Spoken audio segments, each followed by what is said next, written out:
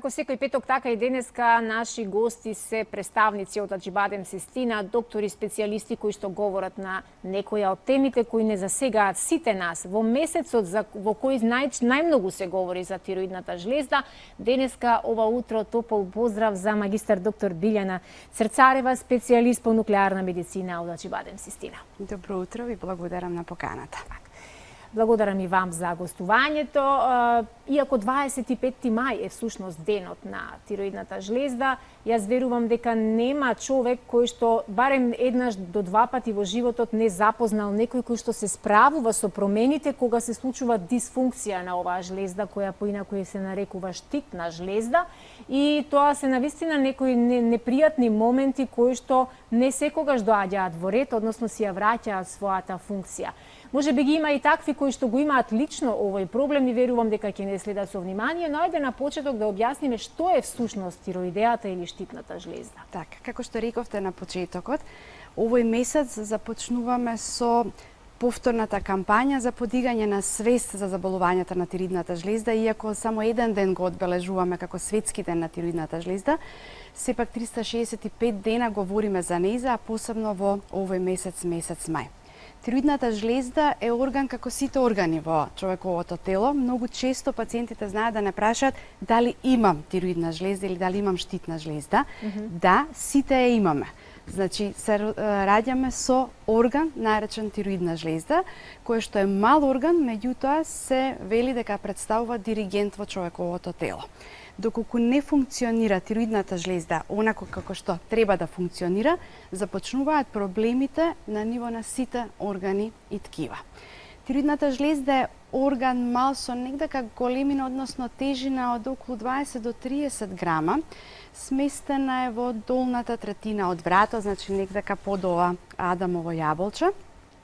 Изгледа како пеперутка или како штит и од тука и доаѓа првиот назив штитна жлезда, а од друга страна, бидејќи не штити од речиси сите останати проблеми, е вториот израз штитна жлезда.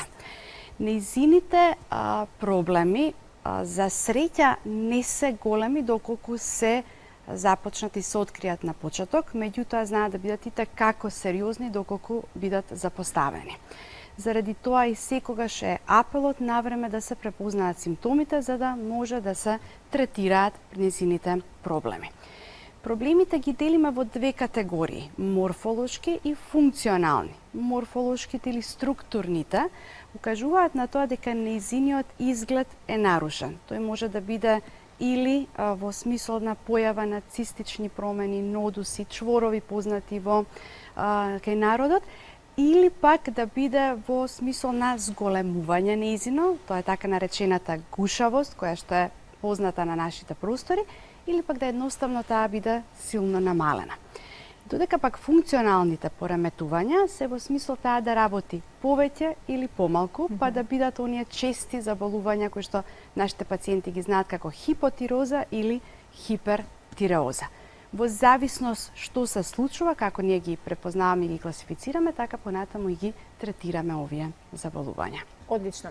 Многу е важно да ги напоменеме симптомите. Кои се симптомите или првите знаци дека имаме конкретни проблеми со штитната жлезда? Понекогаш ние жените, особено жените, бидејќи мажите, не сум слушнала до сега маж да се загрижи околу нешто што околу вратот тука може да му се појави како зголемено место, наслага или некое во вид на топче кое што веднаш ги загрижува, но како и да е и до тоа прашање ќе стасаме кои се повеќе подложни на проблеми со тироидната жлезда, дали мажите или жените. Ајде да ги откриеме прво симптомите. Да. Симптомите кај функционалните заболувања се нешто што почесто и поедноставно и пациентот ќе примети, а и самиот лекар ќе дојде полесно до дијагнозата. Доколку станува збор за намалена функција, нешто што првично се приметува е пациентот да почнува да ја зголемува својата тежина, иако ви дава податок дека јаде идентично како што јадел претходно. Потоа се ова проблем во метаболизмот и практично не кажав на почетокот дека тироидната жлезда е она што е одговорна за сите метаболни процеси во човековото тело. Па тука кога ќе се засегне метаболизмот, кај намалената функција, значи дека пациентите почнуваат да имаат проблеми со нередовна столица или тврда столица или обстипација. Понатаму се жалат на еден изразен замор, малаксаност, намалена концентрација, потреба да се спие повеќе од вообичаено. Проблем со тоа што не го слушаат срцето дека работи, не го чувствуваат дека работи добро, односно настанува една брадикардија или поспора функција. Промени во варирање на крвниот притисок, кој што почесто е низок отколку нормален. Проблеми кои што се видливи, ова што го кажавте за жената потипични, бидејќи ги согледува побрзо. Жените повеќе се гледаме во огледало од мажите. Веројатно повеќе физичкиот изглед нас на засега, тоа е промена во косата, која што знае да биде сува, кршлива, да опаѓа, сува да е целата кожа и да настане на одредено место пецкање, односно чешање, и промена во ноктите кои што стануваат покршливи. Тоа се главните проблеми на кои што пациентот се жали. Сум сретнала и многу, се извинувам, и многу жени, не се многу, но се доволно и ми се блиски, кои забележале, односно дознале дека имаат проблеми со тироидната жлезда, кога не можеле да забременат. Да, тоа значи, е тоа може да биде причина. Тоа е следното што исто сакав да го потенцирам, циклусите кај жената, кои што и кај хипофункцијата и кај хипер знаат да бидат засегнати, односно или да изостануваат, или да се нередовни, да се пообилни, да се засегнат другите гинеколошки хормони, и тука настанува проблемот со стерилитетот, односно неможноста за забременување. Пред 2 години главната кампања во месец мај беше жената и стерилитетот, односно забременувањата. Оваа година се водиме од она што неколку години наназад е како мото: тоа не си ти, тоа е твојата тироидна жлезда, или тоа не сум јас, тоа е мојата тироидна жлезда, бидејќи навистина пациентите кажуваат и ние ги препознаваме дека го менуваат комплетно карактерот на од она што претходно биле. За спротивно од хипофункцијата и симптомите што ги кажав кај хипотиреозата, кога работи повеќе тироидната жлезда, тогаш пациентите се жалат на изразено слабење, значи не е она типично слабење кое што кај некој е посакувано, туку драматично слабење, и тоа е обратно од ова намалена функција. Губење на енергија. Тука се тие губењето на енергија е покарактеристично кај намалената функција, тука пак со напливот на хормони имаат малку и повеќе енергија, меѓутоа ги уморува тоа што срцето забрзано работи, притисокот знае да биде елевиран и да се јави таа тахикардија. Па од тука да се јави потоа заморот, односно малаксаноста.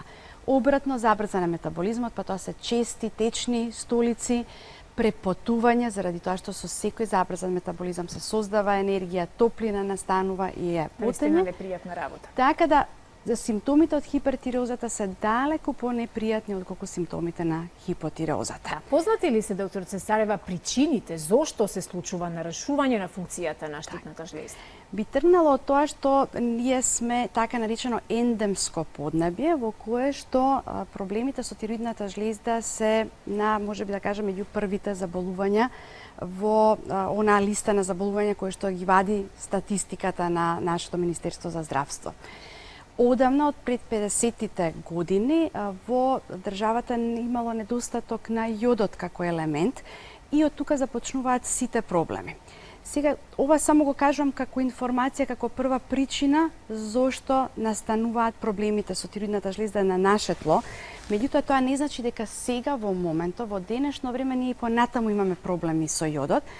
И го потенцирам заради тоа што многу често пациентите го слушнале како информација недостатокот на јодот и сега го земаат во вишок и го земаат како додаток во исхраната, односно како суплементи. Многу често знаат да ни кажат дека ги користат оние народни лекарства што се мед со млади ораси, ликери со млади ораси, кои што имаат голема количина на јод, мислејќи дека на тој начин ќе ја подобрат функцијата.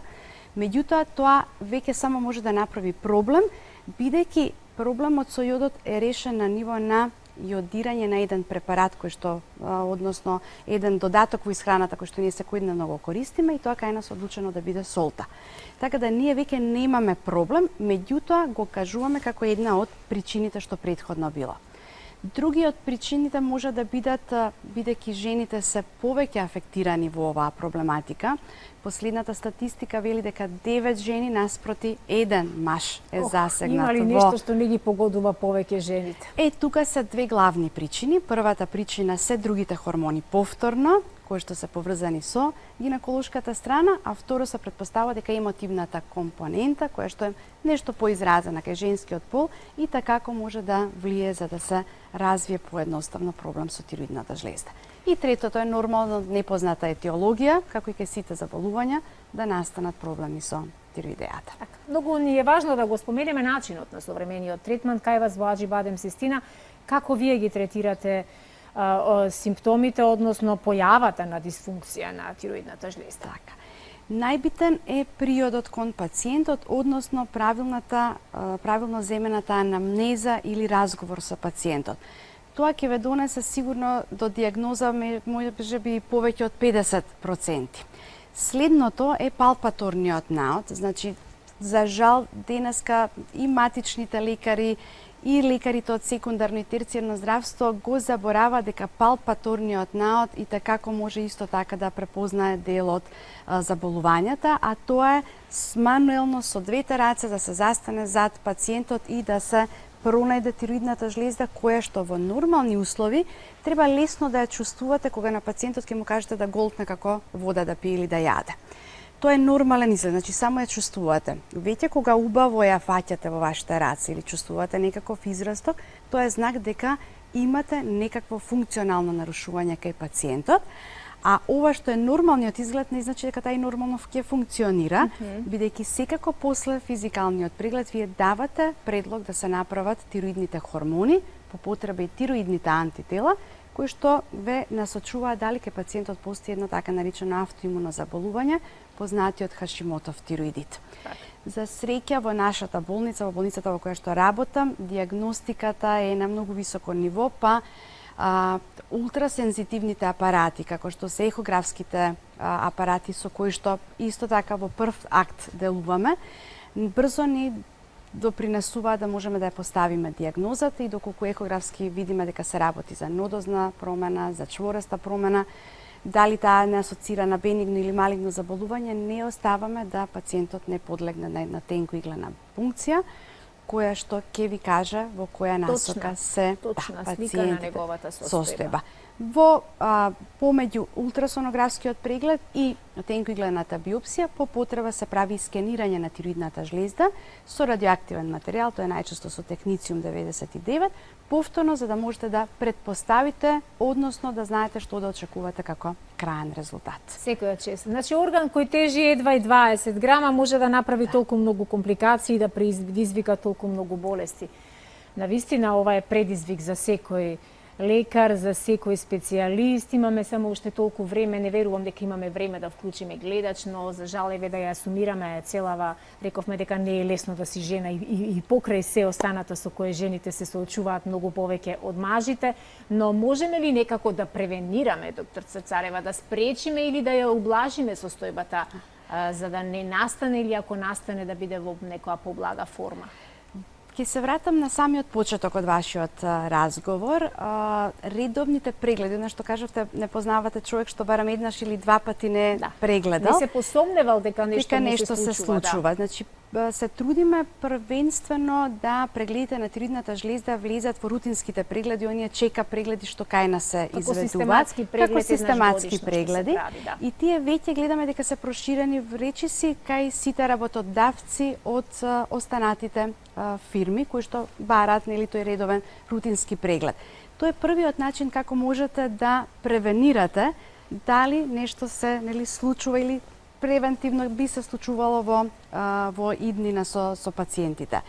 Понатаму секако стресот е нешто со кое што треба да се менаџира, бидејќи стресот знае да биде една од причините за појава на тироидните заболувања. И уште трета работа е доколку знае пациентот дека има фамилиарна предиспозиција за тироидно заболување, барем еднаш да се провери и доколку се открие на тој прв преглед, тогаш веќе насоките ќе бидат дадени од лекарот и ќе се знае на колку време треба да се прегледува. Така, ја споменавте она палпација, она напипување на тироидната жлезда која треба да се направи. Дали тоа може индивидуално да си го направи секој еден поединец? Дали се учи, сакам да кажам тоа, или треба сепак стручно лице Треба да го направи? стручно лице, меѓутоа секако и не е на одмет, нели пред огледало двете раце да се постават и да се види доколку се чувствува некаква непријатност. Некаква загриженост, Некаква загриженост, промена. да. Не постои само преглед како што нели кажуваме дека тоа е добро за дојките кога станува збор, меѓутоа доколку нешто се почувствува не е на одмет да се види, да нели дали е тоа во оваа регија која веќе подалеку се исклучува дека е можноста да биде тироидната жлезда, меѓутоа секако може секој да го направи. Одлично. Јас мислам дека имаме време 2 минути, доколку моите колеги во режија се подготвени да ни дадат барем еден гледач, да го заокружиме вака финално ние нашиот разговор со доктор Билјана Црцарева, да проговориме, односно да одговориме на некое прашање кое можеби некој од нашите редовни гледачи би имал да го постави поврзано со нарушување на функцијата на штитната жлезда, еве вака би сакал да ве чуеме. Добро утро.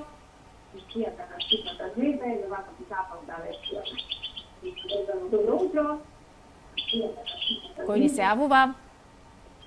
Ало, Повелете, во програма сте. момент, да го навалам тоа. Ајде, намалете го тонот да не губиме многу време, да се чуеме и да се обидеме да ви одговориме ако имате конкретно прашање на темава. Која е темата, не ја гледам. Имаме докторот Аџибадем Систина со која говориме за нарушување на функцијата на тироидната жлезда. Дали имате вие да ја поставите прашање?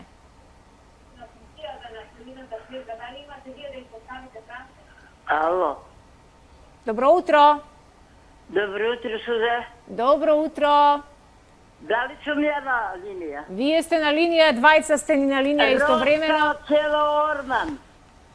Поздрав, баба Роска, многу ми е драго. Не знам дали прв пат или втор пат денеска се слушаме.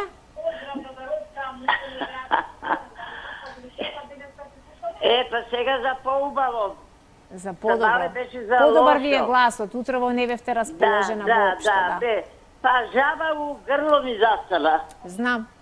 Многу ми беше жал за децата, тоа е страшно нешто. Сите имаме унуци и знаеме што значи тоа.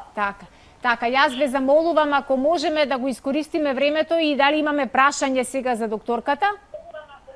Па ја до докторката немам прашање толку, со болести не се многу расправам. Нека ми е жива и здрава, нека ги лече кој има мака. Тоа може да кажам. Поздрав многу до двете. Ви благодарам многу. Драго ми е што ви е подобар гласот и расположението, а и енергијата, бидејќи секогаш сте ни вие синоним за позитива во нашето дружење.